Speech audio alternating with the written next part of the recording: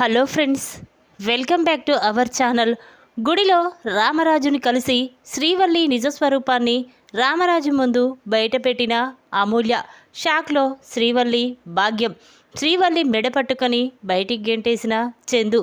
అసలు ఏం జరిగిందో తెలుసుకోవాలంటే ఈ వీడియోని ఎక్కడా స్కిప్ చేయకుండా చివరి వరకు చూడండి. ఇక స్టోరీలోకి వెళ్ళినట్లయితే సాగర్ నర్మద గురించి నిజం తెలుసుకున్న రామరాజు చాలా కోపంతో రగిలిపోతూ ఉంటాడు. ఆ సాగర్ నర్మద కావాలని నన్ను మోసం చేశారు. వాళ్ళ అమ్మా నాన్న ఇంట్లో నన్ను అందరి ముందు అవమానించారు. వాళ్ళ పుట్టింటి నుండి నన్ను బయటికి గెంటేశారు. ఈ అవమానం తట్టుకోలేకపోతున్నా. నా కొడుకే నన్ను అందరి ముందు తలదించుకునేలా చేశాడు అని చెప్పి రామరాజు చాలా బాధపడుతూ ఉంటాడు. అప్పుడు వేదవతి, ఏంటండి, జరిగిందేదో జరిగిపోయింది, అవన్నీ మనసులో పెట్టుకోకండి, సాగర్ మన బిడ్డే కదా అని వేదవతి అంటూ ఉంటే అప్పుడు రామరాజు, లేదు బుజ్జమ్మ, నా పిల్లలే నన్ను ఇలా బాధ పెడతారని కలలో కూడా ఊహించలేదు అని చెప్పి రామరాజు బాధపడుతూ ఉంటాడు. ఇంతలోనే సాగర్ నర్మద ఇంటికి వస్తారు. ఇక వాళ్ళని చూసిన శ్రీవల్లి కోపంతో, ఏంటి సాగర్, ఏంటి నర్మద, మావయ్యని బాధ పెట్టి మళ్ళీ ఏమీ తెలియనట్టు ఇక్కడికి వచ్చారా? అసలు మీకేమైనా కొంచెమన్నా మానవత్వం ఉందా? ఎందుకు మావయ్యని అందరి ముందు తలదించుకునేలా చేశారు అని శ్రీవల్లి అంటూ ఉంటుంది. ఇక మాటలు విన్న రామరాజు బయటికి వచ్చి నర్మద సాగర్ని చూసి చాలా కోపంతో రగిలిపోతూ ఉంటాడు. ఇక వెంటనే రామరాజు, ఒరే సాగర్, అందరి ముందు నన్ను తలగించుకునేలా చేశావు. ఇప్పుడు నా ఇంట్లోకి రావడానికి వీల్లేదు. మీ బ్రతికేదో మీరు బ్రతకండి అని రామరాజు అనగానే ఆ మాటలు విన్న సాగర్ నర్మద షాక్ అయిపోయి చూస్తూ ఉంటారు. ఇక నర్మద, మావయ్య, లేదు మావయ్య, నేను ఎలాంటి తప్పు చేయలేదు, ఇదంతా సాగరే నాకు చెప్పకుండా ఇలా చేశాడు మావయ్య, నన్ను నమ్మండి, మిమ్మల్ని మోసం చెయ్యాలని కాదు అనగానే అప్పుడు రామరాజు, లేకపోతే ఆ డబ్బు విషయం అడిగినప్పుడు నువ్వు నాతో ఎందుకు చెప్పలేదు? ఆ రోజే చెప్పుంటే ఈ విషయం ఇంతవరకు వచ్చేది కాదు కదా. ఆ రోజు సాగర్ లంచం పెట్టి ఉద్యోగం కొన్నాడని నాతో చెప్పుంటే బాగుండేది కదా. అంటే కావాలనే నువ్వు వాడు నన్ను మోసం చేశారు. మీ మొహం చూడాలంటేనే నాకు అసహ్యంగా ఉంది. ముందు ఇక్కడి నుంచి వెళ్ళిపోండి అని చెప్పి ఇక రామరాజు సాగర్ నర్మద మెడ పట్టుకొని బయటికి గెంటేస్తాడు. ఇక అది చూసిన వేదవతి, ప్రేమ, ధీరజ్ చాలా బాధపడుతూ ఉంటారు. ఇక ధీరజ్, నానా, నేను చెప్పేది విను అంటూ ఉంటే అప్పుడు రామరాజు, ఒరేయ్, వాడి విషయంలో ఏదైనా చెప్పాలంటే అది నాకు చెప్పొద్దు, వాడికే చెప్పండి, కానీ వాణ్ణి నేను జన్మలో క్షమించను. ఇక వాడు నా మొహం చూడడానికి కూడా వీల్లేదు, వెళ్ళిపోమ్మండి అని రామరాజు అనడంతో ఇక అందరూ కూడా స్టన్ అయిపోయి చూస్తూ ఉంటారు. ఇక శ్రీవల్లి మాత్రం చాలా సంతోషపడుతూ ఉంటుంది. ఓసై నర్మద, నన్ను కావాలని ఇంట్లో అందరి ముందు ప్రతి క్షణం బాధ పెట్టేదానివి. ఇప్పుడు నీ పరిస్థితి ఏంటి? ఇల్లు వదిలి వెళ్ళిపోవాల్సి వస్తుంది. చూడు, ఇప్పుడు నువ్వు సాగర్ బయటికి పంపిస్తున్నాను. తొందరలోనే ఆ ప్రేమ, ధీరజులను కూడా బయటికి పంపిస్తాను. ఈ ఇంటిని, ఆ రైస్ మిల్లుని నా సొంతం చేసుకుంటాను. అత్తయ్య మావయ్యలను కూడా నేను చెప్తే వినేటట్టే చేసుకుంటాను అని చెప్పి ఇక శ్రీవల్లి సంతోషపడుతూ ఉంటుంది. ఇక నర్మదా సాగర్ అలా బాధపడుతూ బయటికి రావడం చూసిన అమూల్య మాత్రం చాలా బాధపడుతూ ఉంటుంది.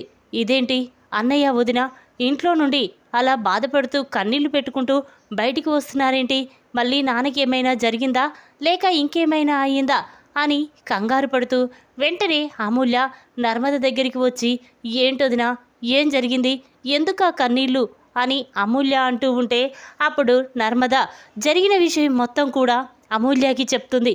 ఇక దాంతో అమూల్య చాలా కోపంతో రగిలిపోతూ, అంటే దీనికంతటి కారణం శ్రీవల్లి వదిన, తను ఏ తప్పు చేయలేదా?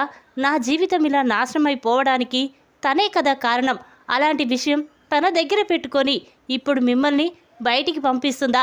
తన సంగతి చెప్తాను అని అమూల్య అంటూ ఉంటుంది. ఇక నర్మదా సాగర్ అలా రోడ్డుపై వెళ్తూ ఉంటారు. వాళ్ళు ఇంట్లో నుండి వెళ్ళిపోయినందుకు ప్రేమ, ధీరజ్, చందు, వేదవతి అందరూ కూడా చాలా బాధపడుతూ ఉంటారు. ఇక ప్రేమ మాత్రం, ధీరజ్, ఎలాగైనా నర్మదక్కని బావని ఇంటికి తీసుకురావాలి. పాపం ఇప్పుడు వాళ్ళు ఎక్కడికి వెళ్తారు? ఆ బల్లి చూశావా ఎంత పని చేసిందో? ఇప్పుడు సాగర్ బావ లంచమిచ్చి ఉద్యోగం కొన్నంత మాత్రాన ఇప్పుడు ఆ విషయం మావయ్యతో చెప్పవలసిన అవసరం ఏముంది? టైం వచ్చినప్పుడు బావయ్య చెప్పేవాడు కదా. అయినా శ్రీవల్లి అక్కను చూస్తుంటే నాకు చాలా భయంగా ఉంది. అసలు ఈ కుటుంబంలో మనుషుల్ని శాశ్వతంగా విడదీసేలా ఉంది. ధీరజ్ ఎలాగైనా ఇద్దరిని ఇంటికి తీసుకురావాలి. ఎలా అని ప్రేమ అంటూ ఉంటే అప్పుడు ధీరజ్, లేదు ప్రేమ, నాన్న మోసం చేశాడని బాగా గట్టిగా నమ్ముతున్నాడు. ఇప్పుడు మనం ఎన్ని చెప్పినా నాన్న వినడు. అసలు ఏం చేయాలో కూడా అర్థం కావడం లేదు అని ధీరజ్ అనుకుంటూ ఉంటాడు. ఇక అమూల్య మాత్రం అలా నర్మదా, సాగర్ కూడా రోడ్డుపై నడుచుకుంటూ వెళ్తూ ఉంటే ఇక వాళ్ళని చూసిన అమూల్య చాలా బాధపడుతూ ఉంటుంది. పాపం వదిన ఇంట్లో ఏ సమస్య వచ్చినా తనే తీర్చేది. అలాంటి వదినకి ఇప్పుడు కష్టం వచ్చింది. ఎవరు తీరుస్తారు?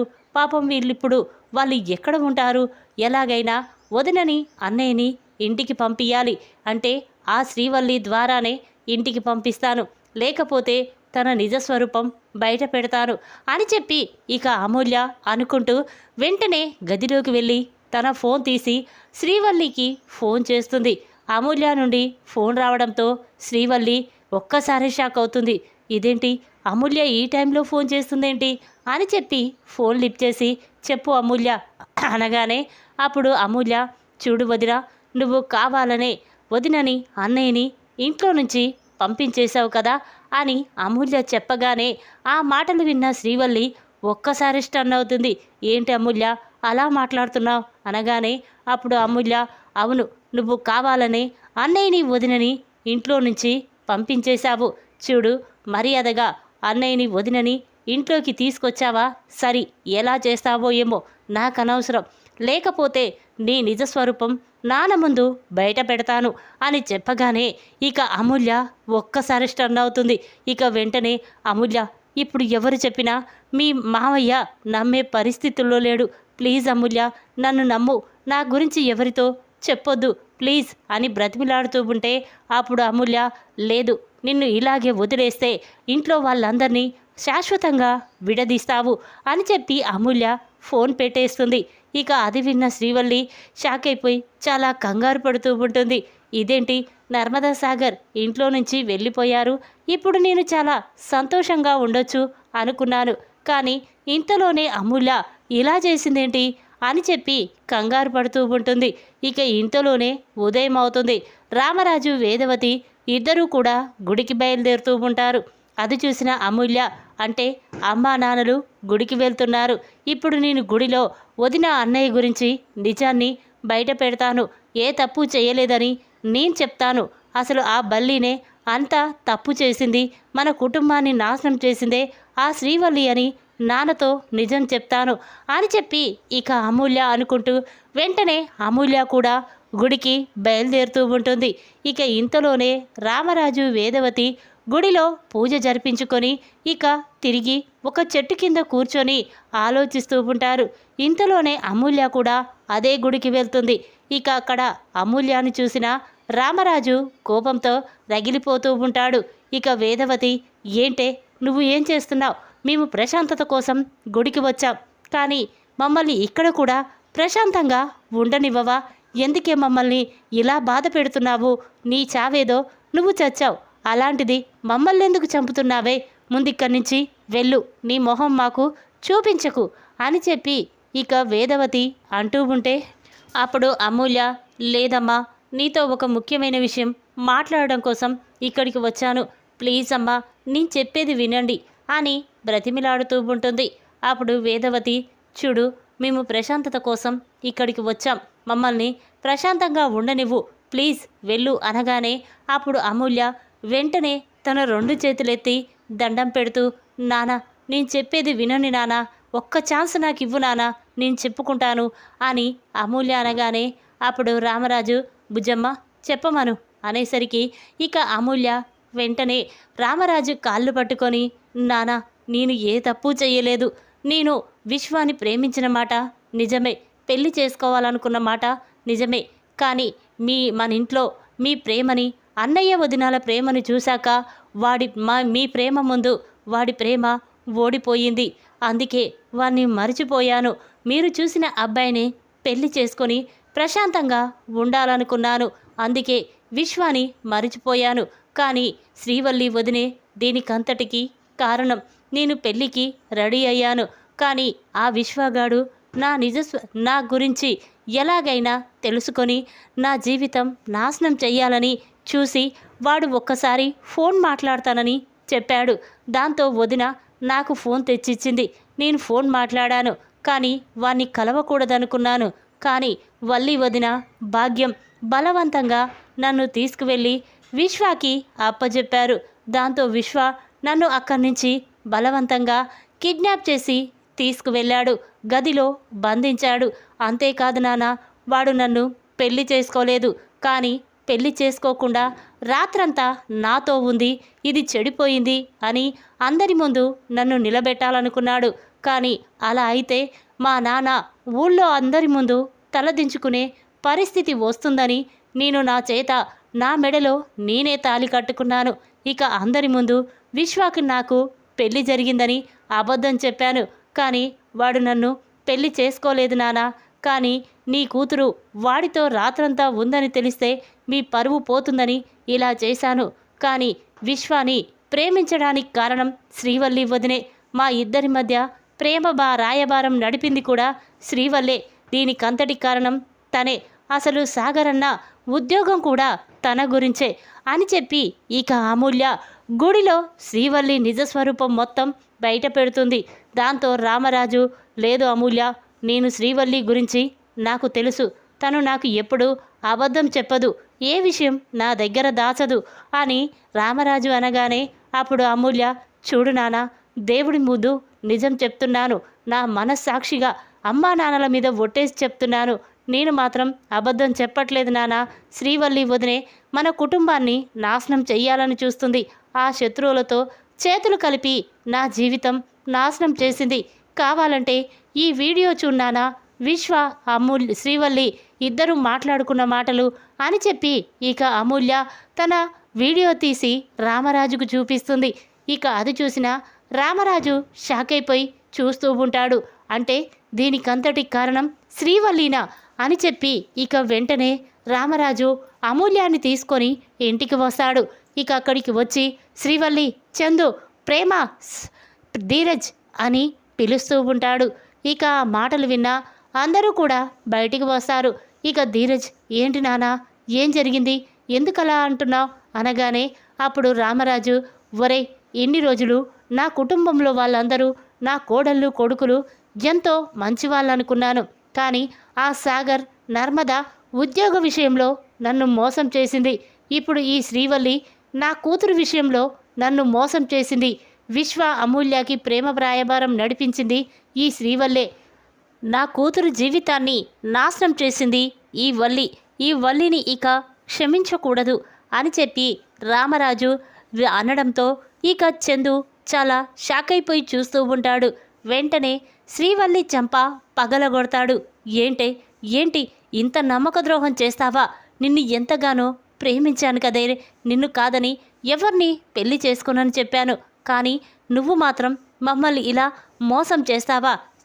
నీలాంటి మోసం చేసే వాళ్ళకి మా ఇంట్లో ఇక స్థానం లేదు అని చందు అనగానే అప్పుడు వేదవతి, ఒరే, ఇలా నమ్మక ద్రోహం చేసేవాళ్ళని ఇలా మర్యాదగా బయటికి గెంటేయొద్దురా, వెంటనే అరెస్ట్ చేయించు అని చెప్పి ఇక వేదవతి అనగానే అప్పుడు శ్రీవల్లి షాక్ అయిపోయి చూస్తూ ఉంటుంది. అప్పుడు భాగ్యం, వదిన, అన్నయ్య, నా కూతురేదో తెలియక చేసింది, నా కూతుర్ని క్షమించండి అన్నయ్య అని భాగ్యం, ఆనందరావు ఇద్దరూ కూడా రామరాజు కాళ్ళు పట్టుకొని క్షమాపణ అడుగుతూ ఉంటారు.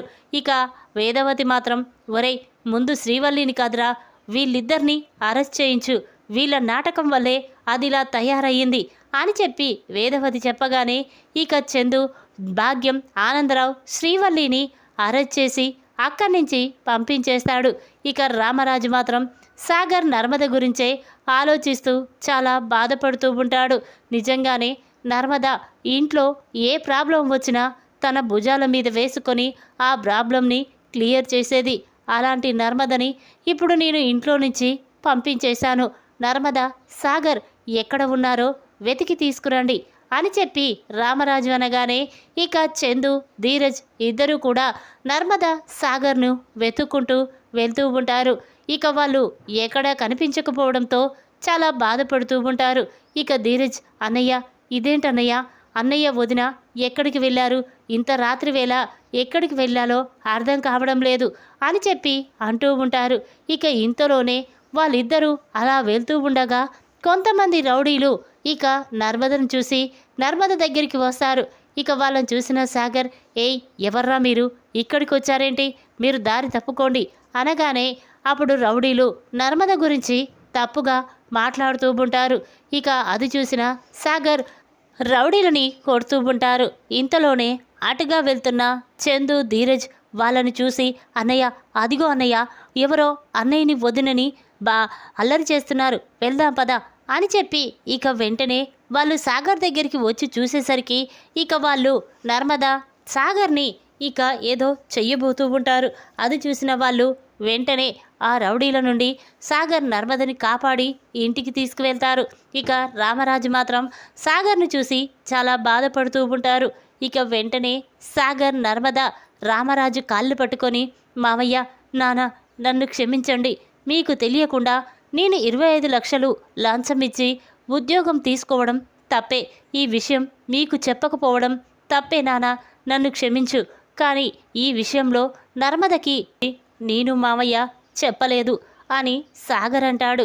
ఇక ఆ మాటలు విన్న రామరాజు చాలా బాధపడుతూ, అమ్మ నర్మద, నీకు ఈ విషయం గురించి తెలుసనుకొని నిన్ను కూడా బాధ పెట్టానమ్మా, మమ్మల్ని క్షమించు అని చెప్పి రామరాజు అనగానే అప్పుడు నర్మద, చూడండి మావయ్య, సాగర్ని నేను ప్రాణం కంటే ఎక్కువగా ప్రేమించాను, పెళ్లి చేసుకున్నాను. కానీ సాగర్ మా నాన్నతో కలిసి నాకు తెలియకుండా ఇంతలా మోసం చేస్తాడని అస్సలు ఊహించలేదు. చూడు మావయ్య, నాకు తల్లిదండ్రులు వేరే దగ్గర ఉన్నా కూడా మిమ్మల్ని మాత్రం నేను అమ్మా నాన్నలుగానే అనుకుంటున్నాను. అందుకే ఏ చిన్న విషయమైనా అత్తయ్యతో చెప్పేస్తాను, నేను నా మనసులో దాచుకోను మావయ్య అని నర్మద అనగానే అప్పుడు వేదవతి, అవునండి, నర్మద ఏ చిన్న విషయమైనా నాతో చెప్తుంది, కానీ ఇప్పుడు ఈ విషయం చెప్పలేదంటే సాగర్ నర్మదని ఎంత ఇబ్బంది పెట్టాడో ఇప్పుడే అర్థమవుతుంది కదా అని చెప్పి వేదవతి అనగానే ఇక రామరాజు, చూడ్రా సాగర్, ఇక నుండి నువ్వు ఏది చేసినా నర్మదకి, నాకు, మీ అమ్మకి చెప్పాలి, లేకపోతే మరొకసారి నిన్ను క్షమించను, ఇంట్లో నుండి బయటికి పంపించేస్తాను అని చెప్పి ఇక రామరాజు అనగానే అప్పుడు ధీరజ్, సాగర్, సరే నాన్న, ఇక నేను ఎప్పుడూ తప్పు చేయను అని చెప్పి రామరాజు కాళ్ళు పట్టుకొని బ్రతిమిలాడుతూ ఉంటారు. ఇక భాగ్యం శ్రీవల్లి పోలీస్ స్టేషన్కి వెళ్ళడంతో ఇక శ్రీవల్లి మాత్రం కోపంతో, ఇదంతా నీ వల్లే నా జీవితం నాశనమైపోయింది, నువ్వు ఎన్ని అబద్ధాలు చెప్పావు, ఆ అబద్ధాలకి మళ్ళీ అబద్ధాలాడి ఇలా నా జీవితం అంతా నాశనమైపోయింది అని చెప్పి శ్రీవల్లి భాగ్యంని తిడుతూ ఉంటుంది. ఈ విధంగా నర్మదా సాగర్ని బయటికి గెంటేసిన రామరాజుకి శ్రీవల్లి నిజస్వరూపం అందరి ముందు బయటపెట్టిన అమూల్య. షాక్లో భాగ్యం, శ్రీవల్లి. ఈ వీడియో కనుక మీకు నచ్చినట్లయితే లైక్ చేయండి. మరిన్ని వీడియోల కోసం మా ఛానల్ని తప్పకుండా సబ్స్క్రైబ్ చేసుకోండి. Thanks for watching.